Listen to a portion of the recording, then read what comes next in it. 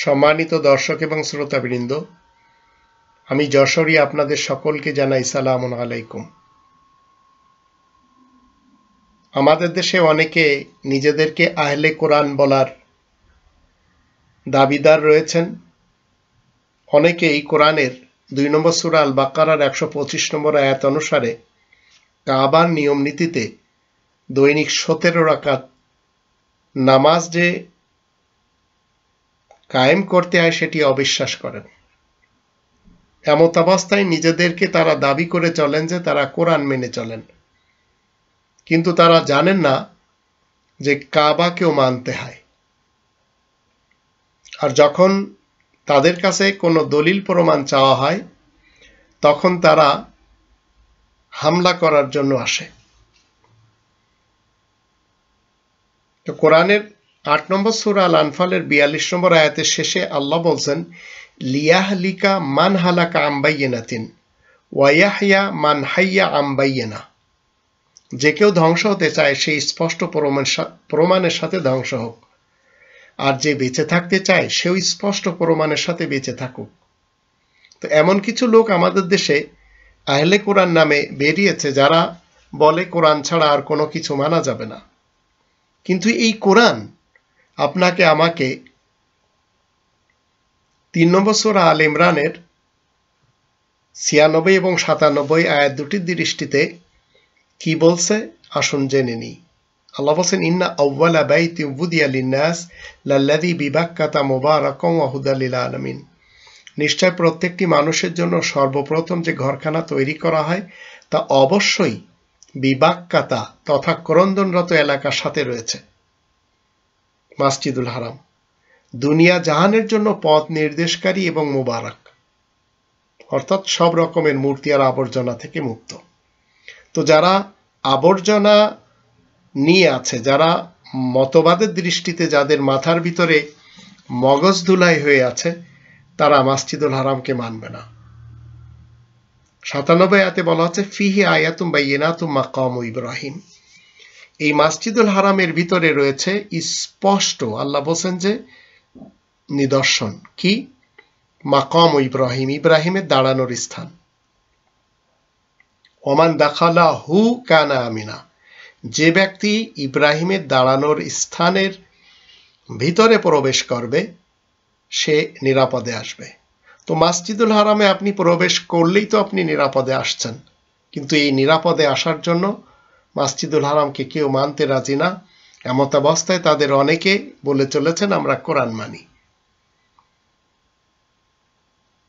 ওয়ালিল্লাহি আলান নাসি হিজ্জুল বাইতি মান ইসতাতা ইলাইহি সাবিলা। আর মানব জাতির উপরে আল্লাহ তাআলার দাবি এখানে আসার সামর্থ্য যা রয়েছে সে যেন বিশেষ ঘরের হজ করে। ওমান কাফারা ফাইনাল্লাহা গানিয়্যুন আনিল আলামিন। যদি কেউ অমান্য করে তাহলে আল্লাহ সারা জাহানের পরোয়া করেন না। তো এই কোরআন আপনাকে মসজিদুল হারামের ব্যাপারে বলে চলেছে, সেটি হচ্ছে হুদাল লিল আলামিন, জাহানবাসীদেরকে হিদায়াত করে। তো জাহানবাসীদেরকে হিদায়াতের জন্য মানব সমাজের যিনি প্রথম ইমাম ইব্রাহিম নবী, ইব্রাহিম রাসূল, 2 নম্বর সূরা আল বাকারার 124 নম্বর আয়াত থেকে আমরা জানবো। সেখানে বলা হচ্ছে, ওয়া ইয ইবতালা ইব্রাহিম রাব্বুহু বিকালিমাতিন ফাতাম্মাহুন্না ক্বালা ইন্নী জাইলুকা লিন-নাসি ইমামা ক্বালা মিন যুররিয়াতি ক্বালা লা ইয়ানালু আহদিজ জালিমিন। ইব্রাহিমকে যখন তার রব কিছু কালেমা দ্বারা পরীক্ষা করলেন আর ইব্রাহিম তা পূরণ করে, তখন আল্লাহ বললেন, তোমাকে আমি প্রত্যেকটি মানুষের জন্য সকল জামানার ইমাম বানিয়েছি। মানে এটি চলমান, সব জামানার জন্য চলমান। তখন ইব্রাহিম কি বললেন? তাহলে আমার সন্তানদের মধ্য থেকেও? আল্লাহ বললেন, জালিমরা মানে যারা অপরাধীরা আমার অঙ্গীকারের আওতায় আসবে না। তো এই সালাতের সিস্টেমটা মাকাম ইব্রাহিম থেকে আমরা খুঁজে পাচ্ছি 2 নম্বর সূরা আল বাকারা 125 নম্বর আয়াতে। সেখানে বলা হচ্ছে, ওয়া ইয জাআলনাল বাইতা মাসাবাতাল লিন-নাসি ওয়া আমনা। আর আমি বিশেষ ঘর, এই আল বাইত যেটা ক্রন্দনরত এলাকার সাথে বিবাক্কাতা, যেটি হুদাল লিল আলামিন, সেই মসজিদুল হারামের ব্যাপারে আল্লাহ বলেন, ওয়া ইয জাআলনাল বাইতা মাসাবাতাল লিন-নাসি ওয়া আমনা। আর আমি বিশেষ ঘর মসজিদুল হারামকে প্রত্যেকটি মানুষের জন্য ইবাদতের জায়গা ও শান্তিপূর্ণ স্থান রূপে নির্বাচন করেছি। ওয়াত্তাখিজু, তাই তোমরা সবাই যারা বর্তমান চলিতকালে রয়েছ, তোমরা সবাই ধরে নিবে, নিয়ে নিবে, টেকিং করবে, ওয়াত্তাখিজু মিন মাকাম ইব্রাহিমা মুসাল্লা, ইব্রাহিমের দাঁড়ানোর স্থান থেকে মুসাল্লা কায়েমকৃত নামাজ। তো মুসাল্লা ইব্রাহিমে ফজরে 2 রাকাত, জোহরে 4 রাকাত, আসরে 4 রাকাত, মাগরিবে 3 রাকাত, ঈশায় 4 রাকাত, প্রতিদিন 17 রাকাত পড়ানো হচ্ছে। এটি দুনিয়ার শুরু থেকে এসেছে। এটির সাথে আরব ইতিহাসের কোনো মোহাম্মদ ইবনে আবদুল্লাহ ইবনে আব্দুল মুত্তালিব বিন হাশেমের কোনো সম্পর্ক নেই। কারণ তার নামাজ যখন আপনি নেবেন সেটি হবে পূজা পাঠ। সেই নামাজে কোরআন বিরোধী নামাজ বুখারী সাহেব বলেন, মুসলিম, আবু দাউদ, তিরমিজি, নেসাই, ইবনে মাজা, এরা সবাই মিলে তৈরি করেছে। কিন্তু ইব্রাহিমের দাঁড়ানোর স্থান থেকে কায়েমকৃত নামাজ, সেটি আপনাকে আমাকে নিয়ে নিতে হবে, গ্রহণ করতে হবে। ওয়াত্তাখিজু, এটি ফেলে আমরের সিগা, আর মুসাল্লা কায়েমকৃত নামাজ, আদায়কৃত নামাজ, যে নামাজটি সেখানে পড়া হয়।